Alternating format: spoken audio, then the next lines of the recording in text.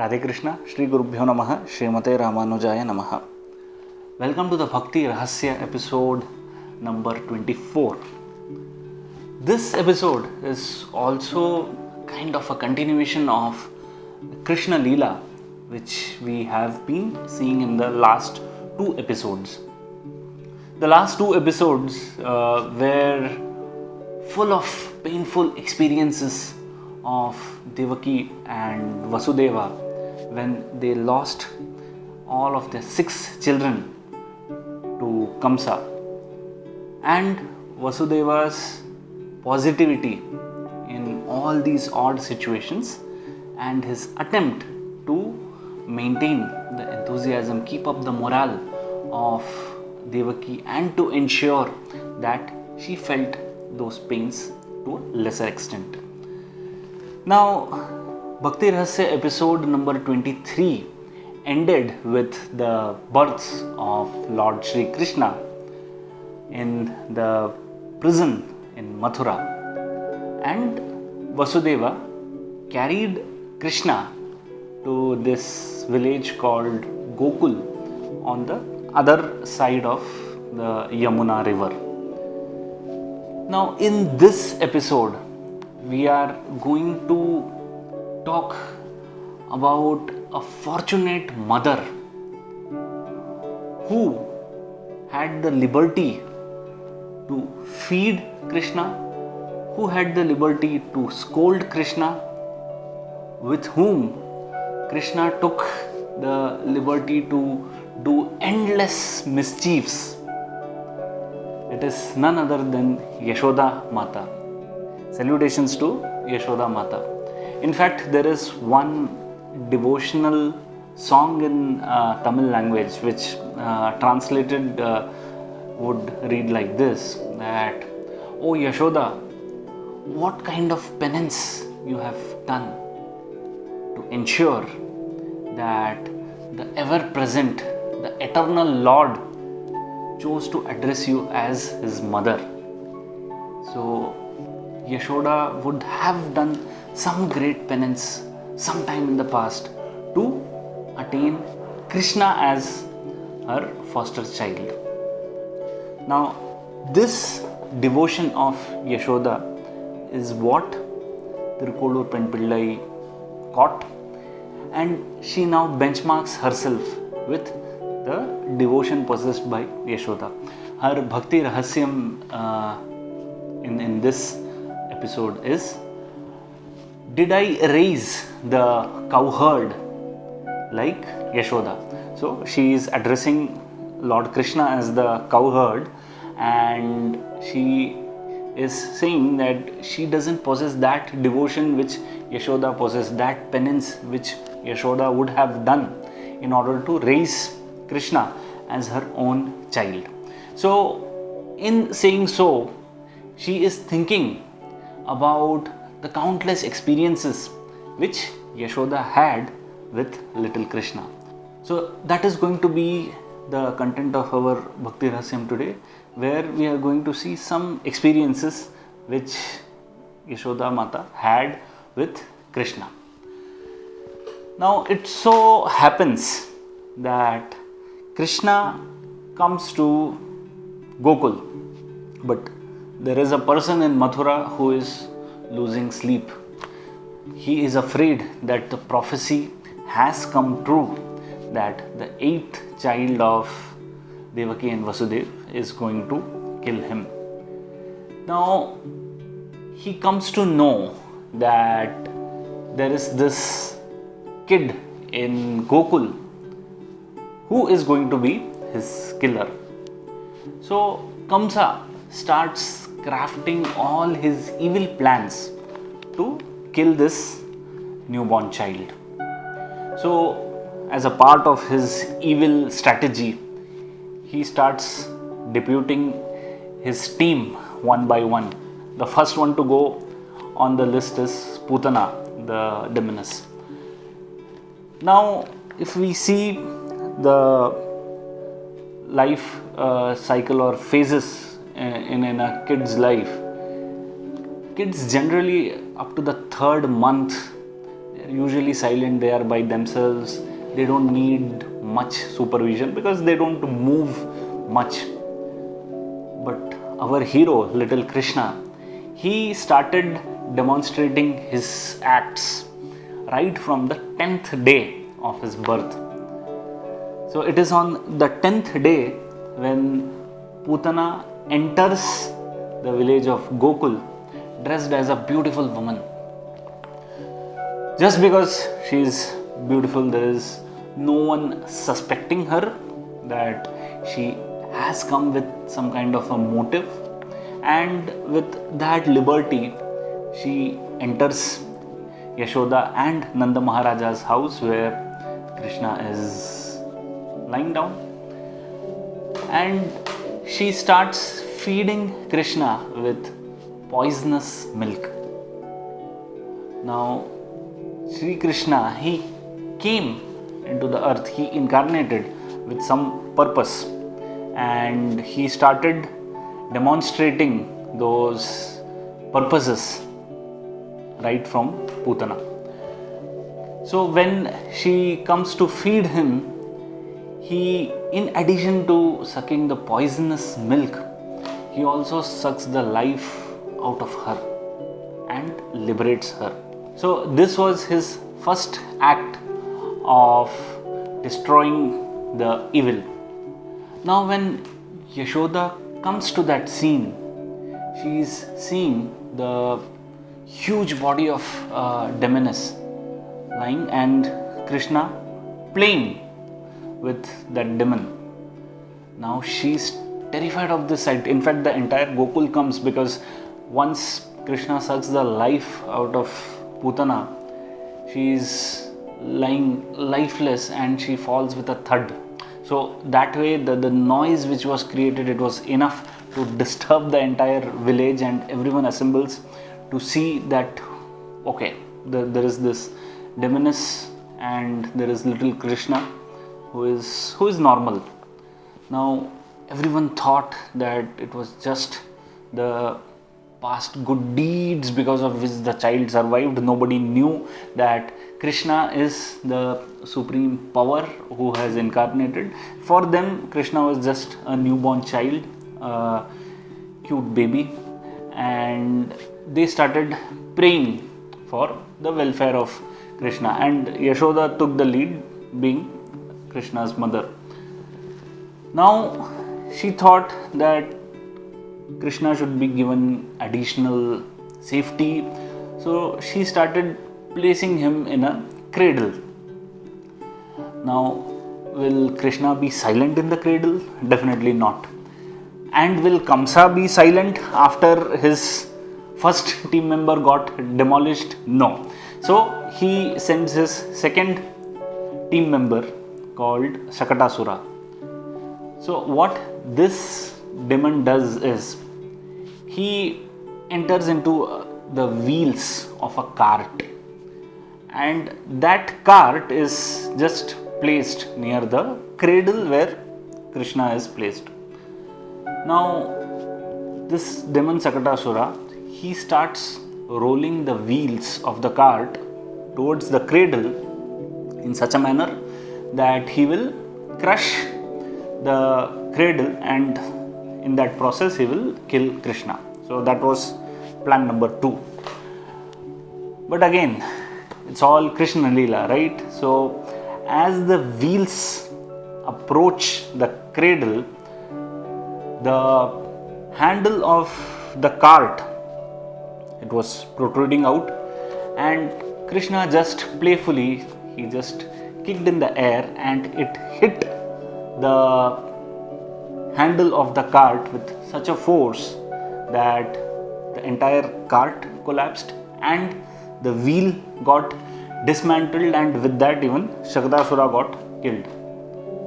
So plan number 2 of Kamsa failed, and Krishna is now going on demonstrating his powers. But again, for the people of Gokul and for Mother Yashodha, it is still, they feel that it is because of some good deeds this child is saved, and maybe these demons and demoness, they come with some kind of sinful actions. So they got fruits of their own actions. That is their firm belief, without realizing again that Krishna is the supreme ultimate Lord who has incarnated on the earth. Now Kamsa was running out of patience. 2 wickets down for him. So he sends his third team member. Now again, Yashodha, she is at her wit's end. She wants to ensure that the child is safe. But when she placed him in the cradle, there was an incident. Now she decides to carry him and attend to her tasks.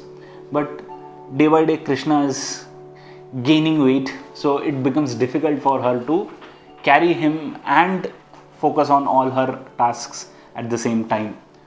So as the third step, she feels that she should let Krishna lie on the courtyard, the space outside their house. There would be people who would be coming and going, and that way they would be supervising Krishna, and that way she can also carry her tasks. Now, plan number 3 of Kamsa. So this time he sends Trinavarta, who comes in the form of a tornado. So he comes as a whirlwind with full speed. The entire village of Gokul is blackened out because of the dark clouds and all, and the moment he approaches Krishna, carries Krishna high in the sky with the objective of killing him there itself. Now Krishna has a response to everything and everyone, right?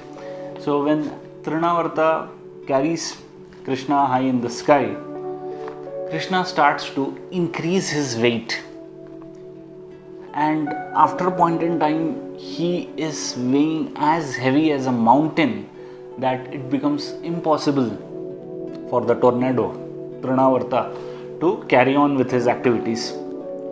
So he starts, that is Trinavarta starts getting crushed under the weight of Krishna, and finally he also falls to the ground with a heavy thud, and to the people of Gokul they can just see a child playing around this demon. Now Yashodha was really at her wit's end. So she tried another technique. She felt that if the child was left alone, that was the point when certain dangers were lurking around. So finally what she decides is to tie him up in a wooden mortar. So she gets a rope, she gets a grinding mortar, and she decides to tie Krishna by waist to the mortar, so that the mortar being heavy, Krishna cannot move freely here and there, and she would keep him in front of her own eyes, supervising him. So Yashodha thought of tying up the Supreme Lord, the ultimate Lord, with a small piece of rope. So she starts this process. Now Krishna, he is really interested in playing tricks with his mother. So unknown to her, he expands his body to such an extent that whenever Yashodha tries to tie the rope around his waist and bind him with that wooden mortar, she is unable to do so because the rope falls short of length. So she starts her search process, gets multiple ropes, makes a bigger rope with all those small ropes put together. Yet she finds that she is falling short by some inches. Now she is really exhausted. She has ran out of solutions, and she is sitting there perspiring out of all this hard work which went into trying to tie Krishna into the wooden mortar. Now the Lord, with his utmost mercy, he surrenders to this devotional love of Mother Yashodha and finally allows himself to be bound or tied to that mortar. So such were countless experiences which Krishna gave Yashodha, and Yashodha was ultimately getting that highest level of satisfaction, highest level of peace with these experiences by Krishna. Then there were other incidents, the most common being at a point in time when Krishna eats mud and he denies to Yashodha that he has not taken any mud. That's when Yashodha asks him to prove that he has not taken any mud by opening his mouth. And when he opens his mouth, Yashodha could see the entire universe, the entire cosmic manifestation inside his mouth. And she was spellbound. Again, she bows to Krishna, she realizes that he is the supreme, and she faints. The next moment when she wakes up, she has completely forgotten that divine vision, because Krishna makes her forget to do so, and he appears before her as a normal child. Then there are incidents where Krishna, along with his cowherd friends, he used to go to various houses and break butter pots, steal butter, enjoy eating butter for himself, share it with his friends, and the list goes on.